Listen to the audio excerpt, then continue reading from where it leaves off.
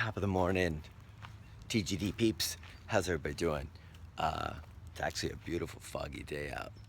Man, I'll take it. After all the heat and humidity in NOLA and the heat that we've had out here, I'll take it.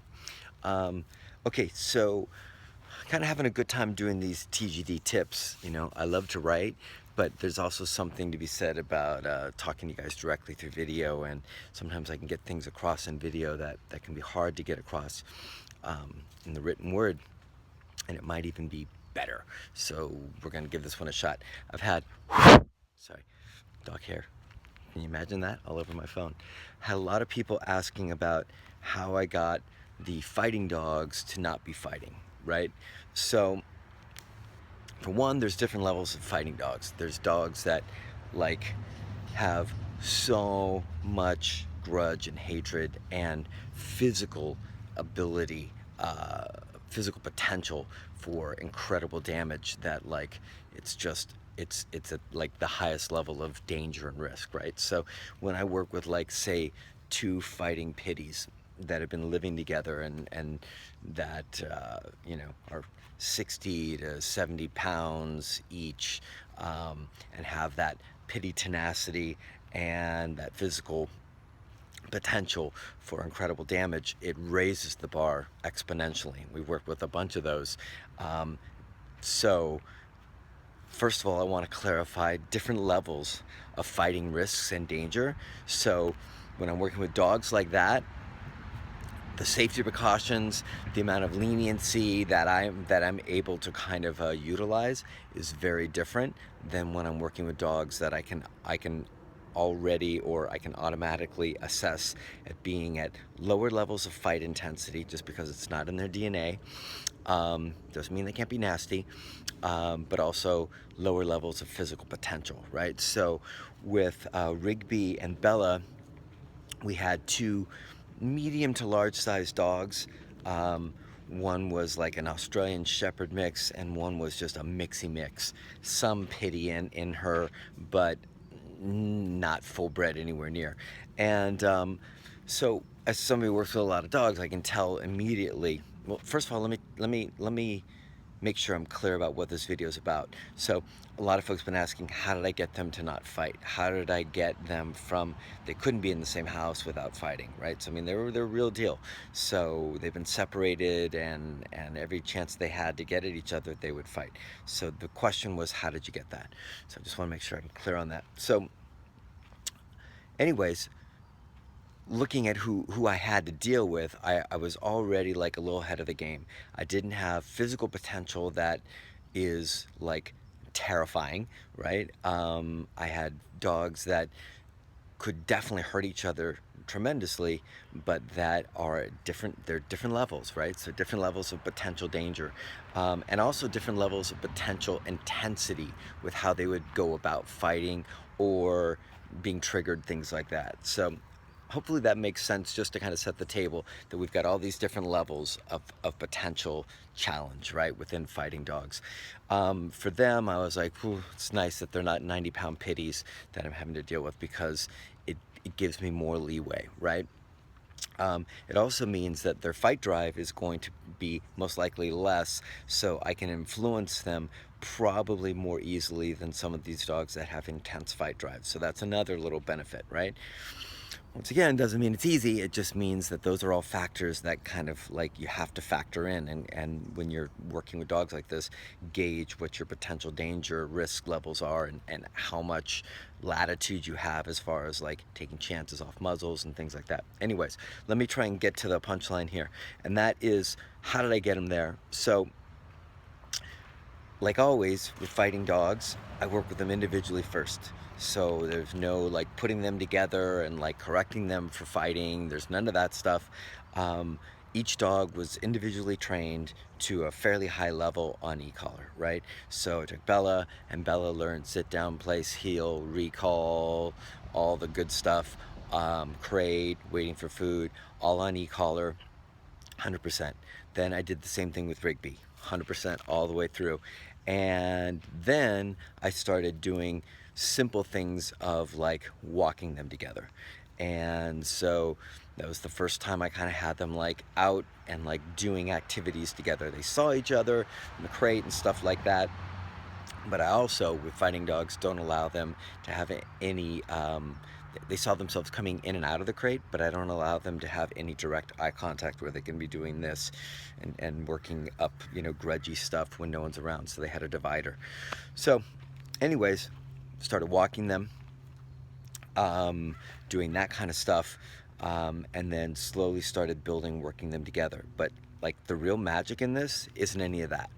The real magic isn't in that, you know, because what everybody's going to take away is like, oh, so you started the tactics here, or the methodologies, you started walking them, which created more comfort, and then you started working them together, which created more comfort, and then more trust, and blah.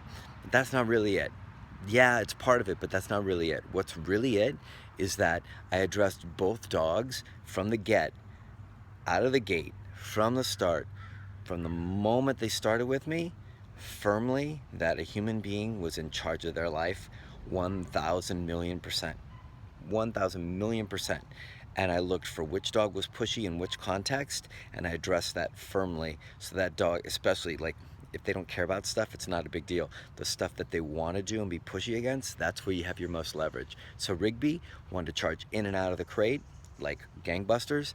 I went real firm with that and made sure that Rigby and me had a conversation about there's going to be new rules, and that a human being is actually going to be very, very in charge of her life and every decision she makes. So I controlled every moment of I controlled every moment, period, but I especially controlled and addressed moments where I saw intensity, pushiness, brattiness, state of mind that would be the similar state of mind that would connect a dog to feeling entitled to attack another dog, be possessive of the owner, be possessive of space, right? Which was Rigby's gig. So the real secret to how I got them to stop fighting was by taking over their world and saying, human beings now control your world. You don't make choices on your own. You don't just go in and out of a crate when you want. You don't just walk here or walk there or sniff here or pull on the leash. You don't move through a threshold. You don't do anything. You don't breathe without my permission. I know it sounds harsh. I know it sounds like wow, but that's how you get it to happen. You have to get the dog's brain out of the space of I can do whatever I want, which leads to whatever it might be. If you're dealing with dog aggression or human aggression or territorial or possessive, you have to get the dog's brain out of that space, and you have to get the dog's brain into the space of I listen to human beings for information, for cues about what I should do and what I shouldn't do. That's like, you want to know the way to get there, that's the way you get there. Now, the nuance and how you go about that, that's the challenge, right?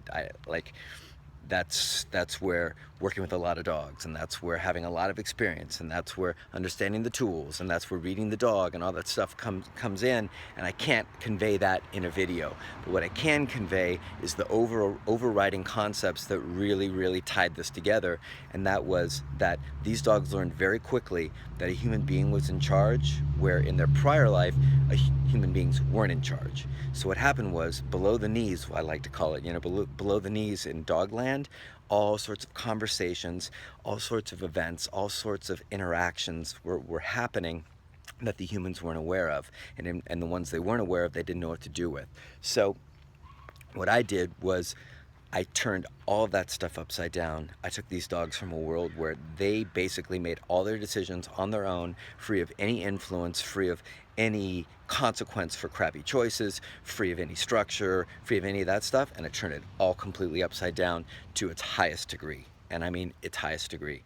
Like I said, you don't breathe unless I tell you to breathe. You don't touch your food. You don't move in or out of the crate. You don't, you know, I mean, everything is controlled tremendously for psychological advantage, not to dominate the dog, not to be like the powerful guy. It has nothing to do with that kind of dominant, like, kind of concept or theory that a lot of people propagate or might misconstrue. It has to do with the psychological impact of taking an animal from the space of thinking they make these decisions in their world, and these decisions are up for grabs, to I don't make any of those decisions, and the human beings that surround me make these decisions. They tell me what to do. They're the ones that tell me how to behave, what's okay, what's not okay. They set up the structure of my life.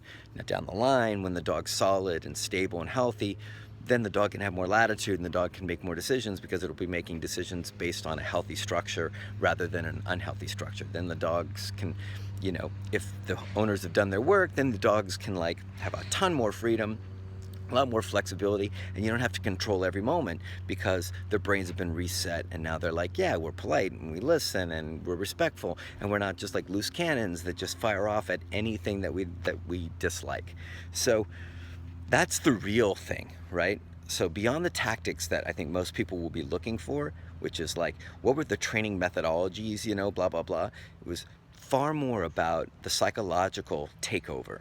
The psychological takeover, which I did use tools and I did use tactics and things like that, but much more so is the understanding of that I need these dogs to absolutely 1,000,000% look to humans for every single motion, movement, and understand that anything that they didn't ask for permission for, anything that they did on their own, would have significant consequences. And I don't mean ridiculous consequences. I don't mean anything like outrageous, but I mean consequences that they cared about. Like, you come charging out of that crate, I'm going to make that really uncomfortable. You try and charge in that crate, I'm going to make that really uncomfortable. You try and like go sniff a bush when we're in a heel position, I'm going to make that uncomfortable.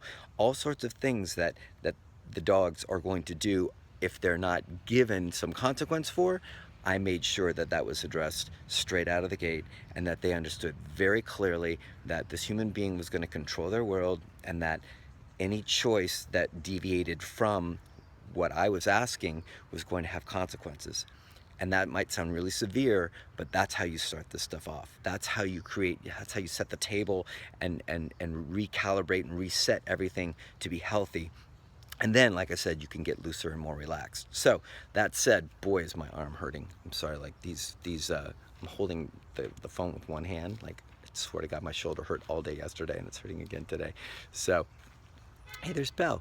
Anyways, so that's how it starts, right?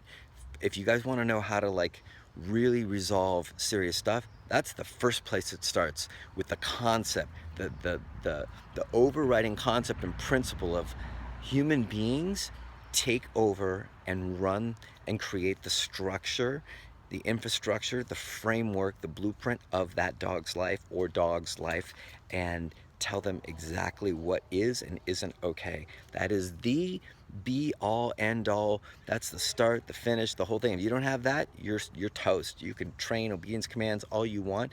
You got to have that concept in place as far as an understanding first. Once you have that, then you can really start to build off of that. And so I did. So first of all, the takeover. My world, my rules. You're in my world now. You don't do anything without my permission. That's the first thing. Can't stress enough. Can't stress it enough. From there, then we started working on the walk together. I watched carefully. Any problems, any issues, any side eye stuff, anything I didn't like, I would go after and I would correct, right? Then I slowly started having them around each other, and I would do it in very low excitement kind of context, where I would put them on, both on leash, on place, and I would just have them sit next to each other. I didn't call them to place initially. I didn't do stuff like freewheeling, like high energy or excitement. Slow motion, slow movement. Let's see how you feel around each other. Let's put you close to each other. Let's see what I'm getting eye contact wise. Am I getting side-eyed stuff? How are they orienting their face? What's cooking, you know, right? Looking for all the different moments. And then and then I slowly built from there as I gained more and more confidence in their ability to tolerate each other and tolerate like all of the past triggers. Then I started to get more and more stuff going in it, which is more and more speed, more and more action, less of my personal influence being close to where they're doing it on their own, to where I know that they're actually like making smart decisions independent of my presence being right next to them, all that kind of stuff. That's how I built it up, and then eventually that's how we transferred it over to the other owners. And pattern. I hang out with you, I hang out with you, I hang out with you, I don't attack you, I don't attack you, I'm not allowed to. And then of course we had to work on the owners getting themselves into a really different space to where they can own the stuff that I told you about before, which was like the takeover, our world, not your world. And that's really hard for owners to get, because it's really a huge lifestyle change. A lot of people feel guilty about it. A lot of people feel bad. They feel like they're taking away stuff from their dog. They don't realize that they're actually gifting their dog with like a healthy state of mind, a healthy opportunity to move through the world and live in a harmonious fashion. And truth be told, these dogs wouldn't be able to live together, and these people probably wouldn't be able to live together. They've been living in separate houses without getting into that stuff. So if you're not willing to like do the hard work after things have gotten that messy, then you're probably going to be toast. So that is how I got those dogs to stop fighting. It's the same program I use for just about any kind of behavioral issue, right? Like anytime dogs are making bad choices, guys, anytime dogs are loose cannons and are feeling free to possess, bite humans, be hyper territorial, be dog aggressive, things like that, first thing you have to do is you have to get them out of their world of I can make whatever decision I want. You have to get them into your world, which is you only make the decisions that I tell you you can make. That's first and foremost how you start. And then training on top of that, and you build and you build and you build. And if you do things right, then you can slowly end up in a really great space. So I hope that makes sense. Once again, psychological takeover, individual training of each dog individually, and then slowly, methodically starting to put those dogs together in low intensity, low motion, slow motion, low motion kind of context, and slowly building from there as I had more trust. When I'm working with more what I feel are more dangerous, like potential wise dogs, then they're muzzled for as long as I feel I need to have them both muzzled until I can trust that there won't be any fights, any outbreaks, anything like that. So these guys were on the lighter scale of dog fights or fighting dogs that we've had, but nonetheless have severely damaged each other, but still in the grand scheme of things we're on the lighter side. So I hope that makes sense. Hope it clarifies. I hope it gives some insight into how to take back your life with your dog if you're struggling with stuff, and how by creating the framework of it's my world that I make the decisions and humans run things, you can actually free your dog up from all the stress and anxiety and poor choices that they get stuck in when they live in a world without that information, without that help. So hope that helps for you guys. All right, have a great day. Enjoy. I'm gonna enjoy mine. Talk to you soon. Bye.